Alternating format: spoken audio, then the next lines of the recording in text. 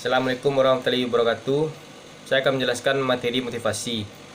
Apa itu motivasi? Proses yang menjelaskan mengenai kekuatan, arah dan ketekunan seseorang dalam upaya untuk mencapai suatu tujuan. Motivasi itu terbagi dua, yaitu motivasi intrinsik dan ekstrinsik. Apa itu motivasi intrinsik? Itu kepuasan atau hobi. Contohnya, saya bekerja di perusahaan A karena saya memiliki bakat atau bidang saya di sana. Kedua, motivasi ekstrinsik, pengaruh dari luar individu. Misalnya saya bekerja di perusahaan A karena ajakan oleh teman saya. Ya, kita akan membahas elemen utama motivasi. Yang pertama, intensitas, fokus kepada seberapa besar atau karena usaha seseorang untuk mencoba mencapai sesuatu dalam hidupnya. Yang kedua, arahan, yaitu usaha yang sudah ada dan sudah dilakukan diarahkan ke suatu tujuan, misalnya tujuan organisasi. Yang ketiga, kegigihan. Elemen ini fokus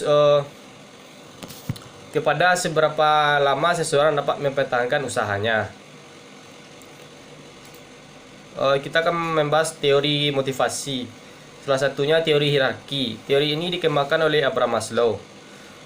Menurut Maslow, motivasi itu kebutuhan seseorang itu terentang dari kebutuhan yang paling bawah sampai ke kebutuhan paling tinggi. Hierarki kebutuhan manusia itu menurut Maslow itu kebutuhan dasar atau fisiologis, keamanan, sosial, penghargaan, dan aktualisasi diri. Di bawah ini terdapat piramida yang dikemukakan oleh Abraham Maslow. Piramida tersebut menyajikan tingkatan kebutuhan mulai dari yang paling rendah hingga paling atas. Piramida tersebut juga menggambarkan pemenuhan kebutuhan secara bertahap sesuai dengan tangga atau tingkatannya. Bisa kita lihat dari bawah, kebutuhan fisiologi, rasa aman, kasih sayang, penghargaan, yang terakhir aktualisasi diri. Selanjutnya kita akan membahas teori yang kedua, yaitu teori determinasi diri. Teori ini maksudnya atau pengertiannya adalah teori besar dari motivasi manusia, perkembangan kepribadian dan kesejahteraan. Teori ini berfokus terutama pada kemauan atau perilaku bertekad diri dan sosial dan kondisi budaya. Dalam teori ini menunjukkan seseorang untuk mencari pengetahuan yang baru, tantangan dalam dirinya sendiri, atau menemukan hal-hal yang baru yang pada akhirnya diterapkan dalam kegiatan atau tindakan seseorang yang akan dilakukan sesuai dengan kebutuhan. Selanjutnya kita akan membahas tujuan motivasi. Tujuan yang pertama yaitu meningkatkan moral dan kepuasan kerja karyawan. Yang kedua, meningkatkan produktivitas karyawan. Yang ketiga, mempertahankan kestabilan karyawan perusahaan. Yang keempat, meningkatkan kedisiplinan absensi karyawan. Yang kelima, menciptakan suasana dan hubungan kerja yang baik. Keenam, meningkatkan loyalitas, kreativitas, dan partisipasi karyawan. Yang ketujuh, meningkatkan tingkat kesejahteraan karyawan.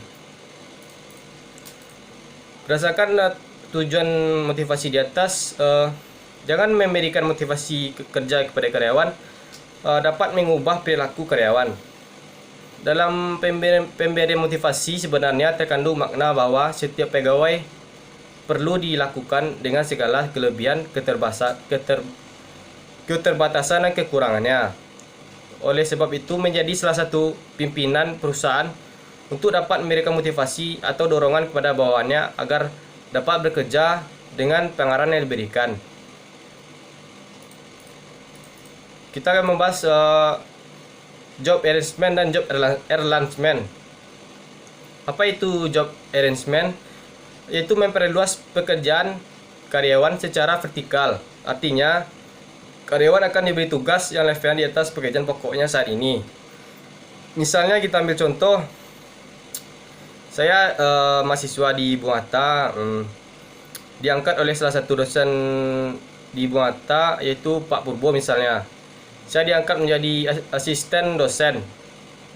Oleh sebab itu saya menjadi asisten dosen ingin melakukan yang terbaik yang diberikan tugas oleh Pak Purbo.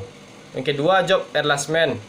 yaitu memperluas isi pekerjaan karyawan secara horizontal. Artinya, karyawan akan diberikan tugas yang lebih banyak, di mana perluasan tersebut tetap dalam satu level pekerjaan pokoknya. Contohnya, seorang tenaga kerja telemarketing diminta untuk melakukan panggilan lebih banyak lagi. Sekian presentasi saya kali ini. Mohon maaf atas kesalahan saya. Assalamualaikum warahmatullahi wabarakatuh.